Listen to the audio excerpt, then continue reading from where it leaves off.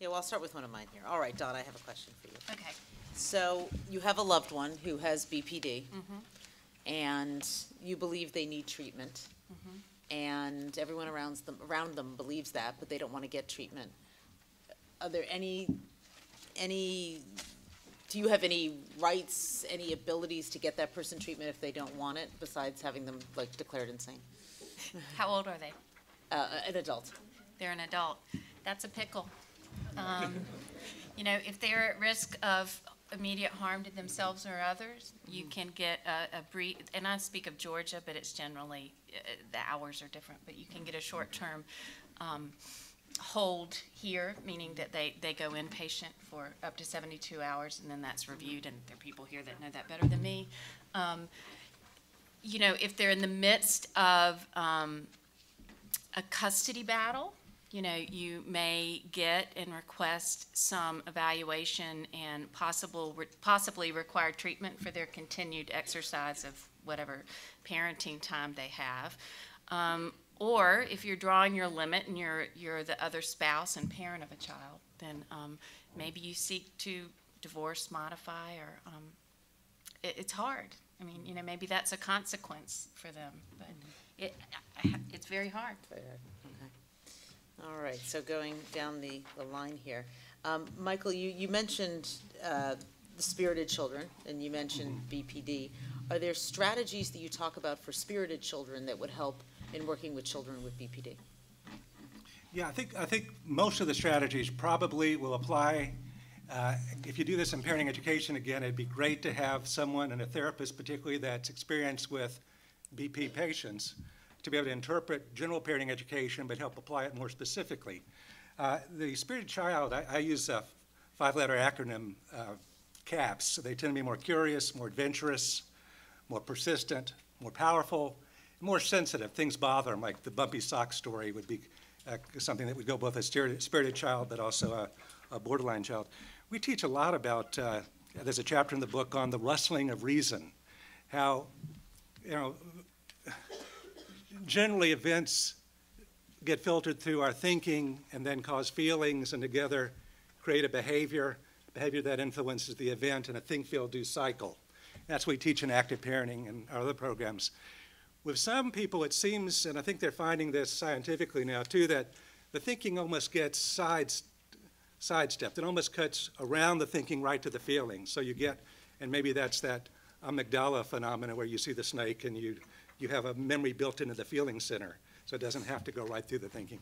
But in any case, we try to slow them down. We put a pause button on that cycle so that after the feeling, they can pause and stop and recycle it through the thinking and help think about, okay, here I go again. And by the way, you've got to win people over, I think, in therapy to make change. They have to be on board. You have to get them to participate and saying, yeah, I understand. Yeah, I need to learn to manage my anger better. And we like to develop a metaphor with kids. Maybe it's a fire that gets hotter and hotter and hotter. And can you bring your fire down a little bit? Can you pour some water on it? What if you put a big block of ice on the fire? What would that do? And try to teach them some methods for self-managing that emotion. A lot of different strategies like that, but again, getting them on board first is a key part of it, and getting their parents on board so they can reinforce it at home. Having a cooling off place at home. I'm not a big timeout believer.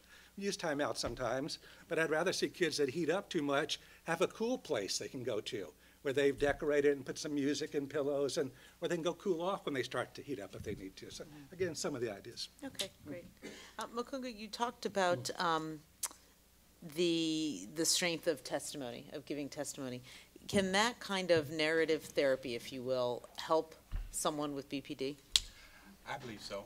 I think that particularly when we talk about this idea that someone is not feeling significant, someone is feel that empty feeling, I think that every person needs to, first of all, be able to tell a story and to know that it's being witnessed, to know that there's somebody who hears that story, who can validate the story, not necessarily agreeing with it, but that says, you know, I really understand what you're saying here. So I think it's important to be able to create room for people to have a story to tell, to know that there's somebody in the world who hears them and sees them as a human being, that idea of dignity, giving a person dignity. Okay, terrific. This is a question from the audience now, which is, and I don't know if no one feels that they can take this question, then we'll move on.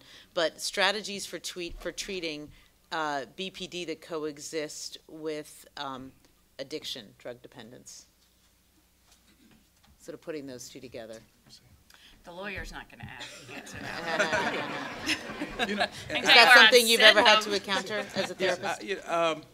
you know, I'm the clinical director for an ACT program, and many of our consumers have co-occurring. You know, they're using, they're self-medicating oftentimes to do that, and I think that was also talked about earlier this morning. I believe that when there's a co-occurrence like that, it does have to be, both areas have to be dealt with. I've heard of some drug recovery programs which I would say, unfortunately, for instance, only focus on the drug addiction, for instance, and kind of ignore the mental illness as if. But there's this real dialectical relationship, I think, you know, particularly with young people.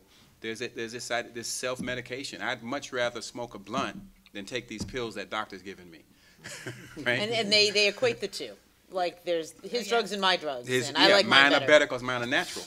There you go. You know. Well, but, I grew mine, right? Yeah. I think Brian, as you was talking earlier about the pinching and the cutting is that's not only natural, it's cheaper. Definitely. By the way, when you were talking about that, I want to walk up there and punch you in the shoulder and just see where your attention went, because I think that's a big part of what they're doing is, again, that idea of their brain getting short-circuited into the emotion, getting flooded with emotions. You cut yourself or get punched, you immediately will shift attention to the pain, and your body will flood with chemicals that'll counter the bad thoughts you're having. So I think there's. Glad you could notice the urge rather than act on it. Yeah. You're lucky I don't have BP, right? Dawn, you touched a little bit on this in your presentation, but when there is a parent with BPD, to what extent can the court protect that child? Again, does it have to get pretty bad where the parent appears to be an imminent threat? Well, I think ultimately, I mean, there's a continuum really of protections, and it depends on what court you're in. I think that you can have as severe as supervised visitation, requiring that the parent with BPD that's demonstrating an inability to be alone safely with the children has supervised visitation with a paid supervisor. Sometimes the court will say, is there an independent third party that you two can agree on? We have some visitation centers here in Atlanta, and a lot of metro areas do that will supervise those visitations. You know, other things are to require family therapy, to limit the parenting time, to frequently require that, because they are comorbid, that the parent not consume drugs or alcohol. It seems obvious, but drugs or alcohol while they're with the children. So there's a wide variety. I think the challenge is getting the legal system and the people involved in the legal system to understand that it's BPD. So often. Why does it matter? Why does it matter if it's BPD or if it's bipolar or if it's some other diagnosis? Well, you know, sometimes I think it matters because, I mean, high conflict divorces, frequently everybody looks like they got BPD, right?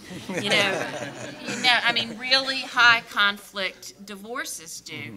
But I think that, I mean, what I've learned here today that will really help me in my guardian ad litem work is the importance of specialized treatment for it. That so often the general public thinks let's medicate it or let's get cognitive behavioral therapy, but I think it's very important if we're looked at this family surviving past this court action to be really clear about what treatment works. Otherwise we're just, we're extending it, so I think that's very important. You know, I would have said, reading about all the different symptoms of borderline personality, that those parents would have a hopeless chance being effective with their kids. And yet, going online and hearing stories today and from some of the literature, kids are saying, you know, their parents were really a pain and difficult in a lot of ways, but they gave me a lot of good stuff too. So it's not I think, a situation where we really ought to be thinking necessarily about, you know, kids not living with their parents, but rather strengthening and supporting those parents' parenting skills And that means winning them over and doing some education as well as the therapy and helping them, overcome some of their challenges. And I do want to say, I really believe, and I think there are courts now that believe, mental illness doesn't mean you can't be primary parent of your child. And I say that very strongly. Mental illness, just like addiction, doesn't mean it. It depends on how you're handling the mental illness or the addiction. Makuga, you mentioned different cultures. How does BPD manifest itself differently in different cultures, or is it pretty much the same, do you think, across cultures? I think, all mental illness is contextual. I think, for instance, young black men are diagnosed with paranoid schizophrenia far out of proportion to, for instance, what the reality is, whereas if you compare them, say, to a young white man the same age, that young white man would be given a different. Because, again... Why is that, do you think? I think it's because when we're doing a diagnosis of a mental illness, the reality is, again, it's not a one-way street.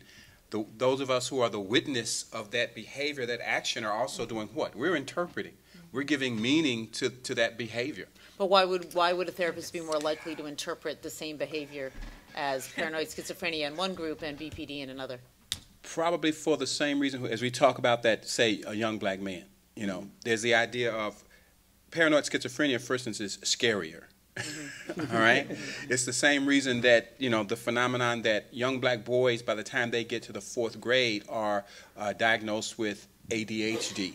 Much more prevalent. Why? Because young black boys start looking scary to those teachers in the classroom, and their behavior is defined differently. So we're talking about context also. I think that does not mean that mental illness does not exist, but it means that there's also a relational context that happens. And so, when I used to do work for an institution, and again, when people apply meaning to mental illness, they wanted me to do therapy with young people who said that they talked to their dead grandparents. And I talked to them and I said, okay, so what did the grandparents say? Right? And they happened, in their cultural context, they believed that they could talk to the spirits of their grandparents. Right? There was nothing negative being said, nothing dangerous being said. Right?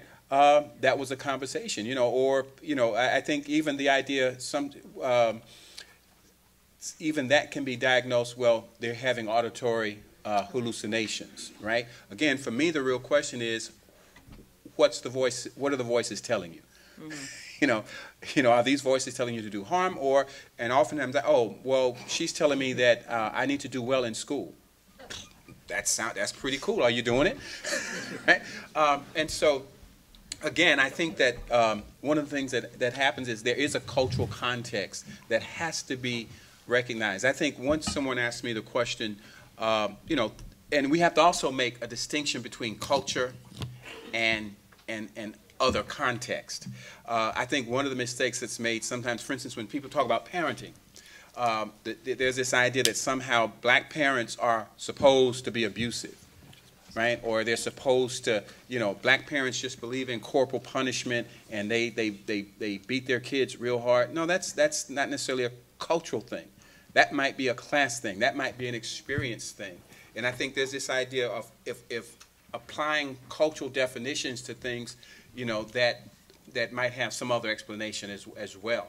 Which means that I think when we talk about things like setting boundaries, just because somebody says, well, they do that because that's what's done, or even the person says, well, I beat my kids because that's how black parents do it. Right? And so we have to be willing to set some boundaries on what's healthy as well. Does that make sense? Absolutely. Yeah.